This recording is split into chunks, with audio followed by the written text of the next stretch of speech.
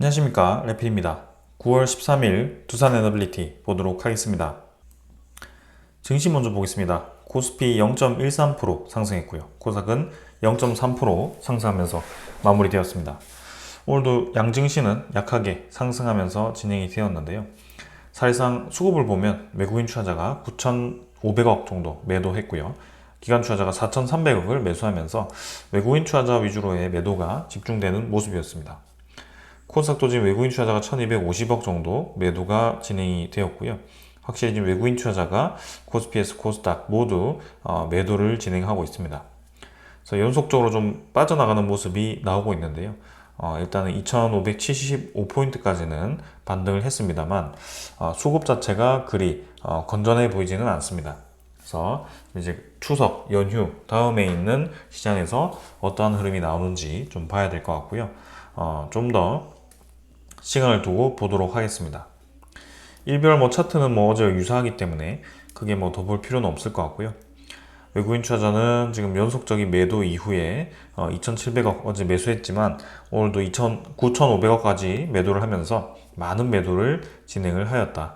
그래서 이러한 흐름 자체가 9월 이제 그 다음 주까지 추석 연휴 이후에도 이어진다고 한다면 이 최근에 대한 이 외국인 투자자의 매수세가 언제 다시 돌아오는지가 관건이 될 것 같다라는 그런 생각입니다. 그래서 한번 이러한 부분들 계속 체크를 해볼 거고요. 아무래도 경기 지표에 따라서 FMC에 대한 금리 인하와 그 다음에 일본의 금리 인상에 대해서 그런 것들이 영향을 받을 수 있기 때문에 계속 체크를 해야 될 것 같습니다. 기관 투자자는 4,300억 정도 매수를 했고요. 기관 투자자 금융 투자 2,700억 매수, 그다음에 나머지 투신 360억, 연금 투자자 710억 정도 매수하면서 기관 투자자는 좀 매수를 했습니다. 그러나 사실 기관 투자자가 아주 주요하게 매수했다라고 보기에는 아직까지는 물량이 그렇게 많지 않고 있고요. 추석 다음 주에 있을 그런 흐름들을 좀 지켜보면서 봐야 될 것 같습니다. 코스닥은 지금 733포인트까지 반등했는데요. 마찬가지 고점을 점점 낮추면서 진행 중입니다. 그래서 이러한 부분들이 어떻게 진행되는지를 봐야 됩니다. 외국인 투자자도 1200억 매도했고 지금 매수 매도가 반복되고 있는 상황인데 전체적인 물량은 계속 빠져나오고 있습니다. 그래서 시장에 대한 이런 불확실성이 이제 금리 인하가 시작되면서 성장성에 대한 종목들이 관심을 받을 수 있는 시장 환경이 만들어져야지 이런 코스닥 지표가 좀 올라갈 수 있는데요. 아직까지는 그러한 상황은 아닌 것 같습니다. 그래서 지금도 차트 더 볼 필요는 없을 것 같고요. 투자 수급, 외국인 투자자 위주로의 매도가 좀 있었는데 한번 이러한 상황들을 좀 보겠습니다. 다음에 해외 증시고요. 해외 증시는 어제 다우 나스닥은 반등을 했는데 니케이라든지 상해종합은 오늘 하락을 하면서 마무리되었습니다. 추석 연휴를 앞두고 이렇게 좀 마지막에 하락 마무리를 하는 그런 모습이었고요.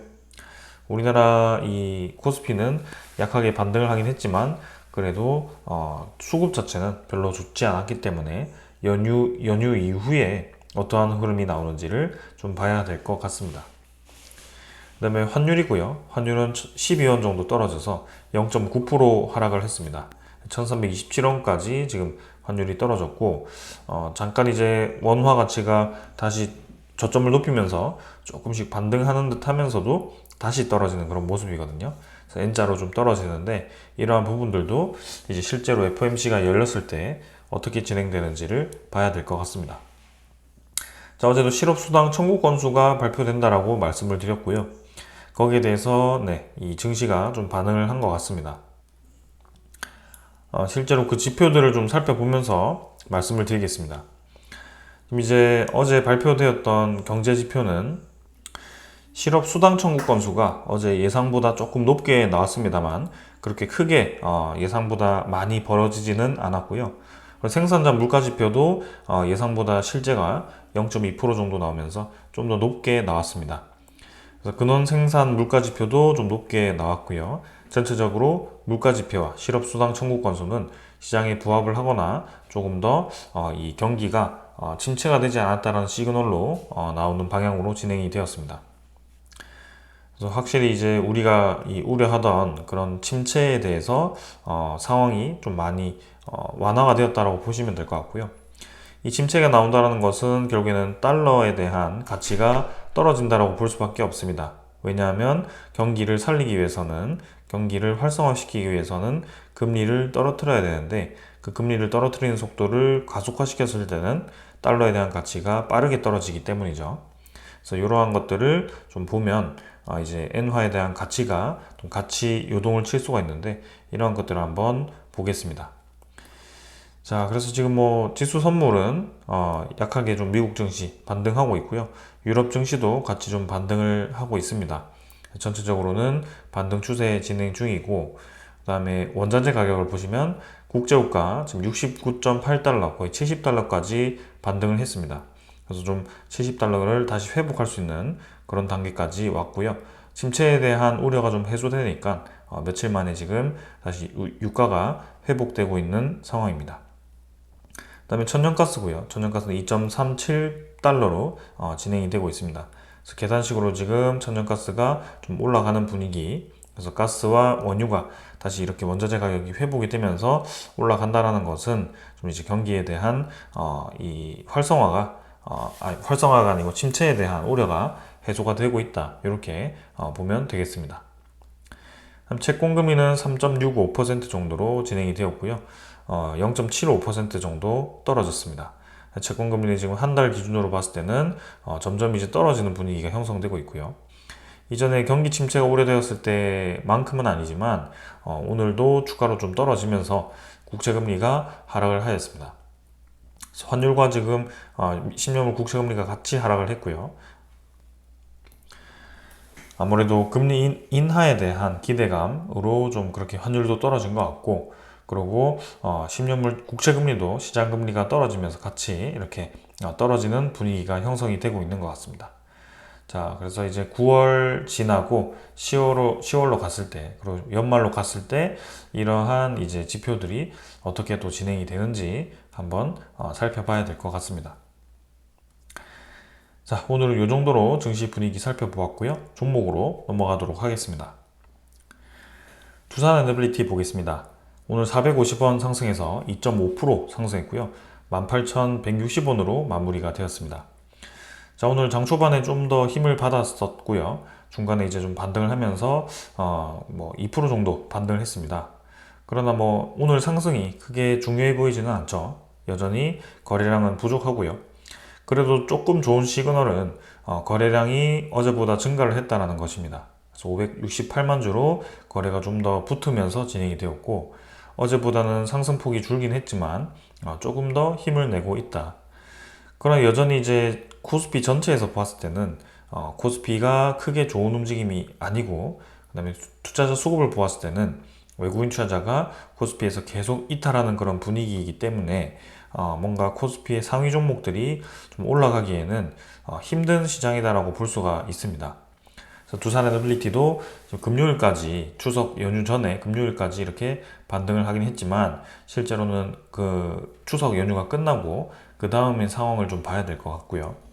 여러 가지 불확실성 중에 글로벌 경제에 대한 불확실성이 있고, 그다음에 두산 합병에 대한 불확실성이 있고, 그다음에 원전 해외 수출과 국내 시장에 대한 그런 불확실성들이 있기 때문에 그런 것들이 하나씩 해소가 된다면 주가는 확실히 올라갈 수 있습니다.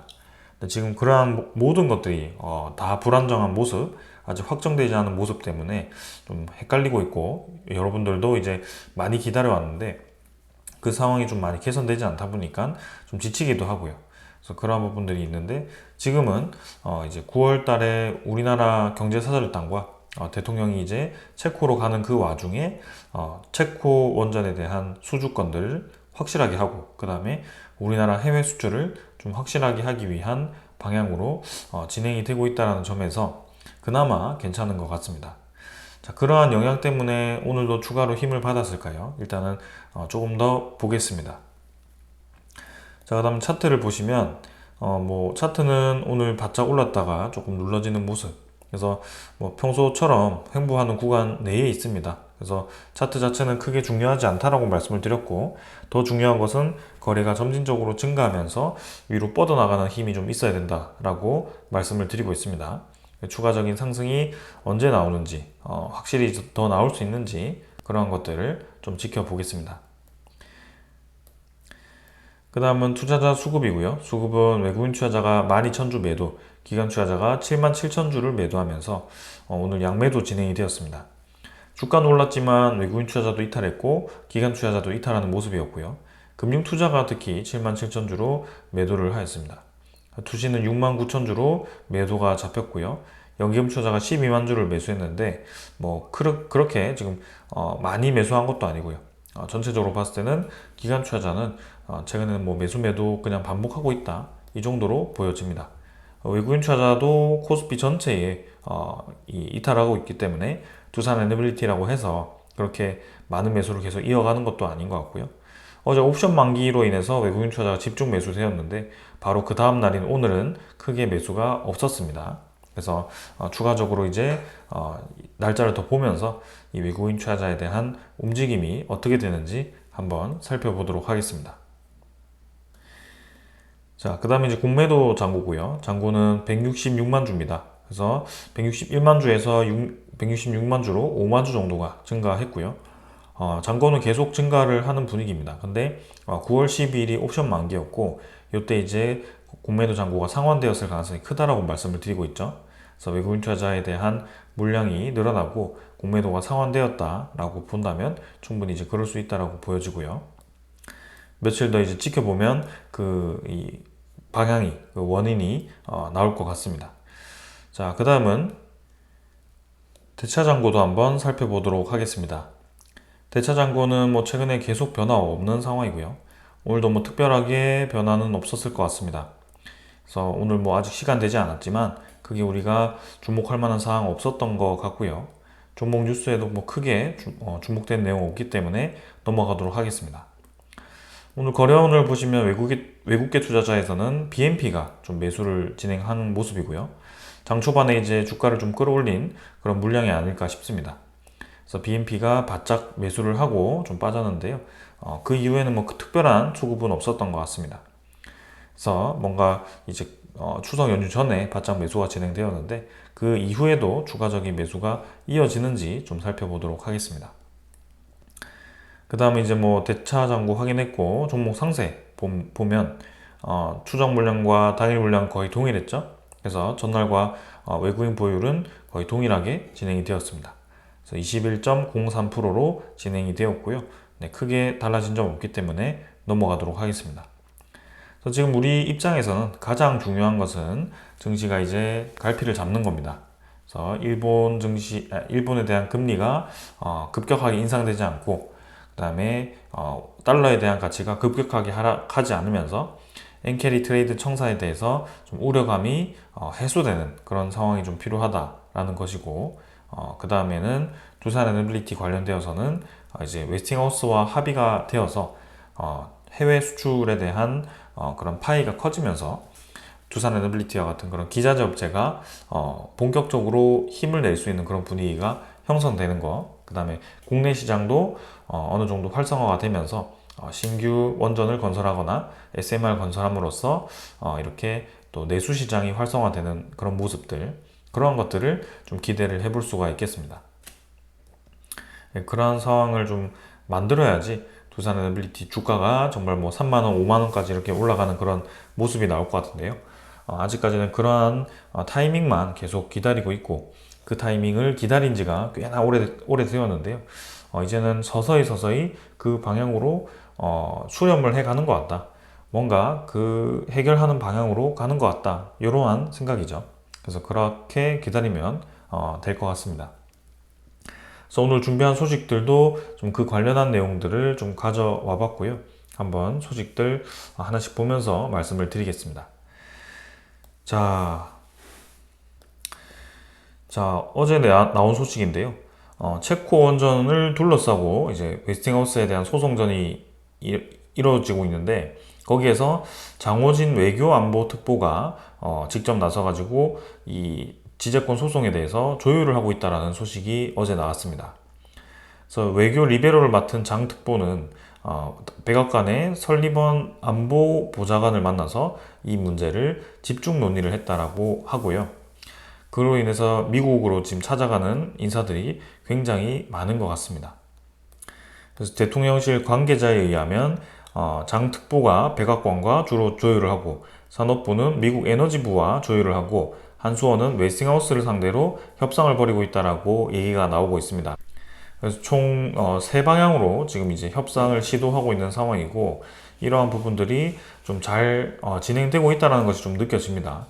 그래서 이렇게 이제 적극적으로 협의를 하고 있는 그 상황이 다음 주에 있을 9월 19일에 우리나라 경제사절단이 가는 그 시기와 뭔가 맞물려지는 분위기인데 그 전에 소식이 나오든지 거기 가서 소식이 나오든지 아니면 뭐 그 이후에 좀 더 시간이 더 필요하든지 그 세 가지 중에는 하나겠지만 어떠한 내용이든 간에 지금은 합의하는 방향으로 좀 가닥을 잡고 진행이 되는 것 같다라는 생각이죠. 그래서 내년 3월 전에는 늦어도 합의가 진행되어야만 하고 웨스팅하우스 입장에서도 계속해서 우리나라의 수출을 이 딴지를 걸어서 결국엔 수출을 못하게 막는다면 그네들도 이제 받을 수 있는 로열티가 없고 그 다음에 거기에 대해서 뭐 기자재를 수출할 수도 없고 그렇기 때문에 이렇게 끝까지 그죠 극단적인 상황까지는 바라지는 않을 겁니다. 그래서 적절하게 합의를 한다라고 한다면 이제 9월 이 말에서부터 이제 내년 3월 전까지인데요. 이제 해봤자 뭐 1, 2, 3, 그 다음에 10, 11, 12 해가지고 6개월 남았습니다. 그래서 그 6개월 동안 뭔가 이제 승부수가 나올 것 같고, 우리가 그동안 기다려온 시간에 비하면 얼마 크게 이 긴 기간도 아니죠. 그래서 충분히 저는 베팅 해볼 만하다라는 생각입니다. 우리가 계속 기다리던 그런 체코 원전 수주도 결국에는 수주가 되냐 마냐 그 전부터 뭐 수주가 어렵다라는 소식이 많이 있었고요. 그때마다 이제 제가 이 수주에 대한 가능성을 많이 언급을 드렸습니다. 그래서 뭐 결국에는 좋은 이 결과가 있었고 본계약을 아직 체결하지 않았다. 웨스팅하우스에 대한 지재권이 문제가 있다라는 그 명분으로 인해서 주가가 이렇게 쭉 떨어지긴 했습니다만 우리가 지금 목표했던 체코 원전에 대한 수주 소식, 우선 협상자 선정 소식은 정확하게 들어맞았습니다.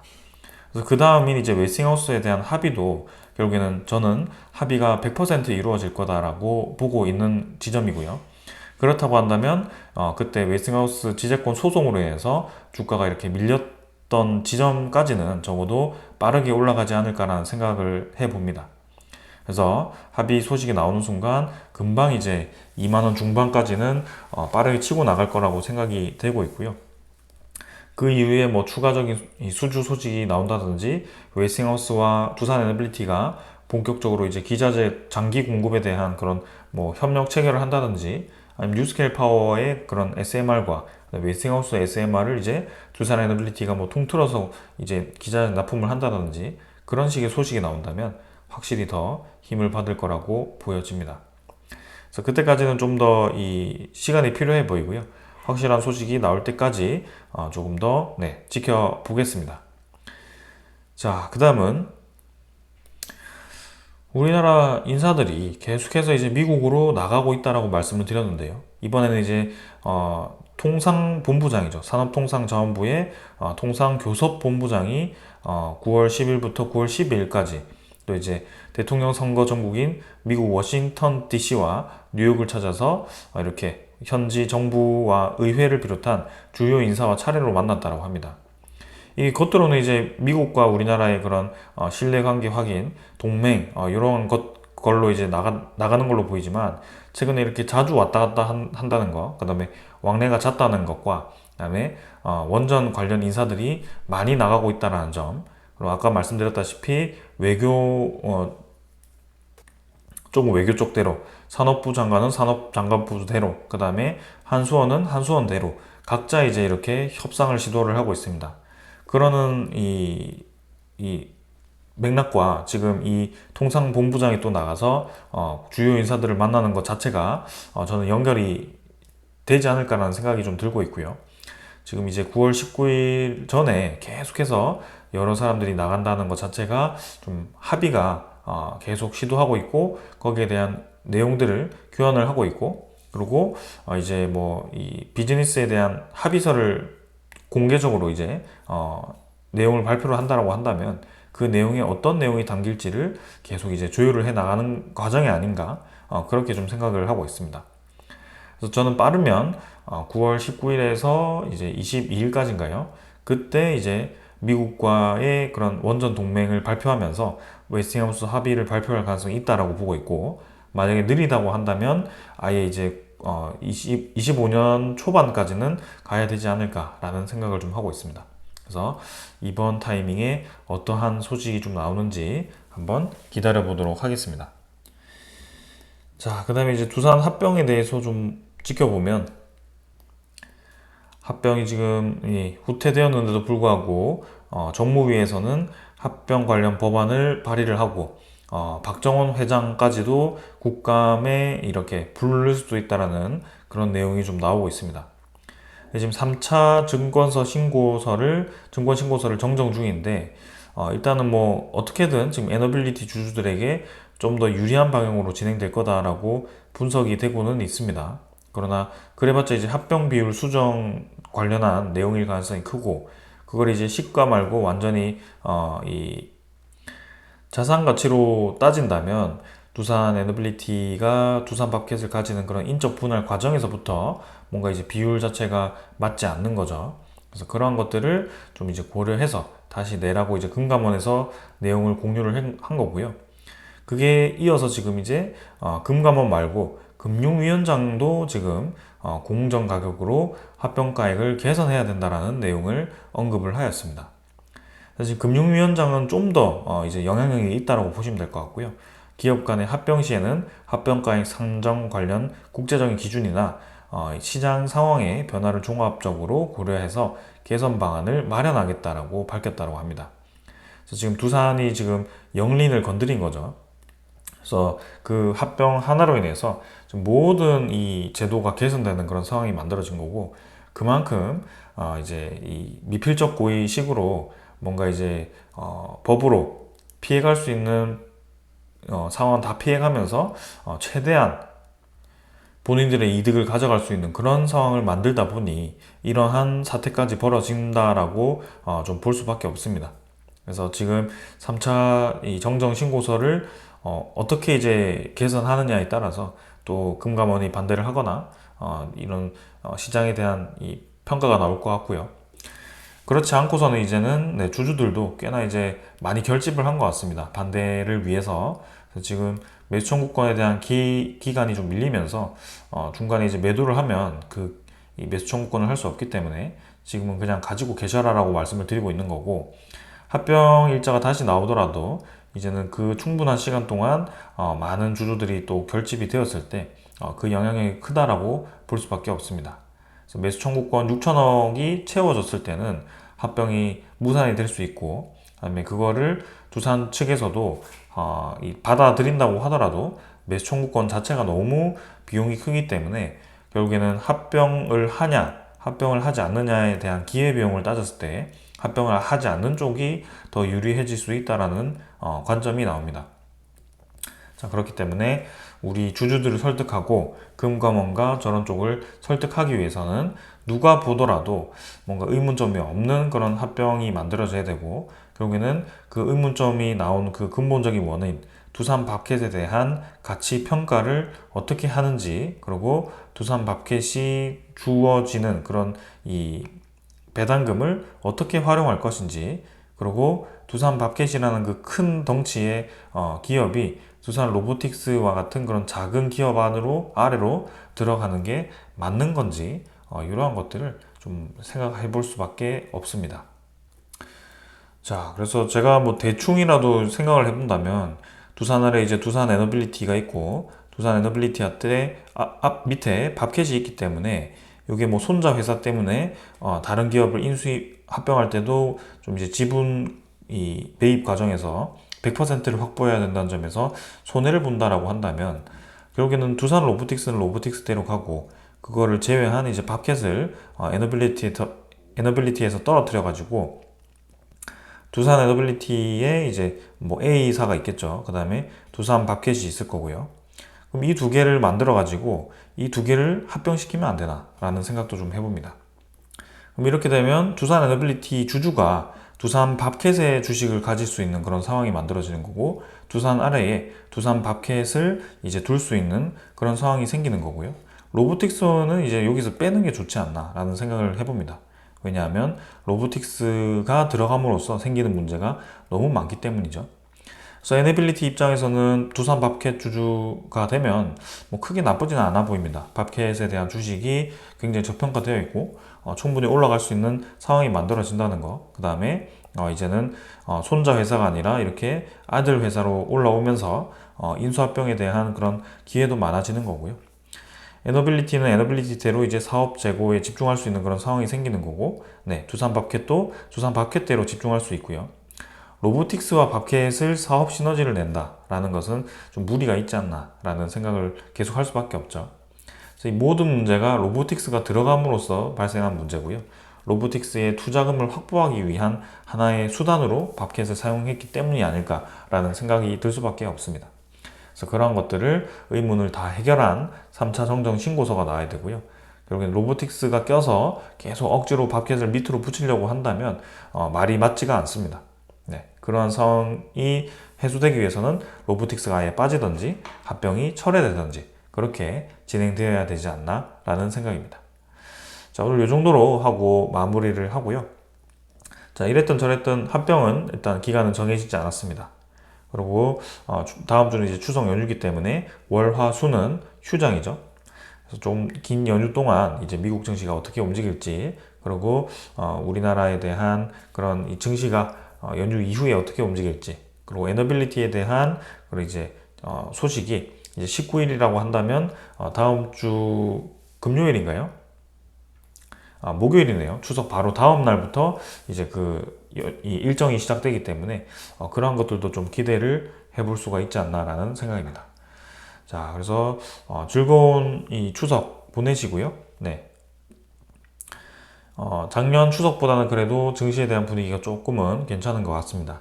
그래서 이제 9월에 금리 인하가 시작되고 환율이 그렇게 뭐 변동이 크지 않고 경기가 연착륙되는 그런 상황에서 두산 에너빌리티의 불확실성이 해소되는 좀 어려운 상황이긴 하지만 그렇게만 된다면 네, 우리가 기대하는 주가까지는 충분히 올라갈 수 있는 그런 상황이다 라고 보여집니다. 그래서 에너빌리티가 기술을 가지고 있고 독보적인 기술을 가지고 있기 때문에 일단 이 자격이 주어진 거고요. 두 번째는 이제 시장이 뭔가 이 박자가 맞아야 되죠. 시장이 커졌기 때문에 이렇게 기술력을 활용할 수 있는 상황이 만들어진 거고, 거기에 이제 정부의 투자까지 지원을 받는 그런 상황이기 때문에 상당히 메리트가 있다. 그리고 에너빌리티 기술이 쉽게 대체될 수 있는, 그리고 다른 기업들이 쉽게 빠르게 따라올 수 있는 분야가 아니다 보니까 독보성이 있다라는 것도 계속 강조를 드렸습니다. 그래서 기술 독보성이 있고 기술에 대한 하이테크가 필요하고 시장이 확대가 되고 있고 그다음에 정부에 대한 지원을 받고 있다. 이 모든 것 자체, 그 다음에 에너지에 대한 그런 필연적인 움직임 자체가 두산 에너빌리티가 영위하고 있는 사업으로 진행될 수밖에 없다라는 그런 약간 강제적인 상황도 있습니다. 왜냐하면 탈탄소가 필요하고 지금 에너지 수요에 대한 영향이 높아지고 있기 때문이죠. 수급 자체가 많아지고 있기 때문이죠. 그래서 그러한 모든 상황이 지금 도움을 주고 있다. 그래서 우리가 이 몇 가지 돌만 잘 해결하고 물길만 잘 튼다면 그동안 꽉 막혀 있던 댐이 이제 터지듯이 한번 주가가 쭉 올라가지 않을까라는 생각이고, 그 기간이 그렇게 멀지는 않은 것 같다라는 생각입니다. 자, 일단은 제일 먼저는 웨이스팅하우스 합의 채권원전에 대한 본계약 체결이기 때문에 25년 3월까지는 좀 그렇게 보도록 하고, 그 다음에 두산에 대한 합병에 대한 이슈가 좀 이제 시끄럽긴 하지만 결국에는 좀 좋은 방향으로 계속 개선이 돼 가지 않을까라는 생각입니다. 충분히 주주들에 대한 힘을 보여주었고, 그 다음에 이제 감독원 말고 금융위원회까지 이렇게 움직이고 있고, 여러 이제 국회라든지 그런 이제 이 기관들이 움직이고 있기 때문에 이제는 좀 두산에서는 피할 수 없는 상황이다. 그래서 그렇게 좀 주주들에게 이제 좀 챙겨줄 수 있는 상황을 만들어 준다고 한다면 우리는 지금 기다려서 나쁠 게 없죠. 그래서 조금 참고 한번 가보자라고 말씀을 드리면서 오늘 여기까지 하겠습니다. 자, 명절 잘 세시고요. 목요일에 또 뵙도록 하겠습니다. 감사합니다.